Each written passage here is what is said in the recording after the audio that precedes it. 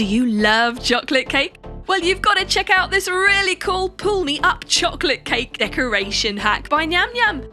All you need is your basic chocolate cake. You can buy it from the store or pre-make it. Just slice it in half and fill it with buttercream icing. We're using chocolate buttercream icing, of course. Then we cover the top in buttercream icing. And even all the way around the side. Why not? Let's go all in.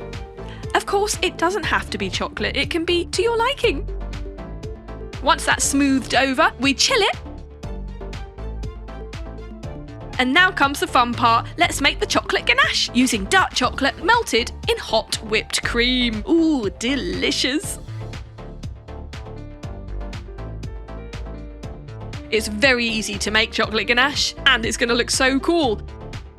After we've put our plastic sheet around our set cake, we can pour on the chocolate ganache.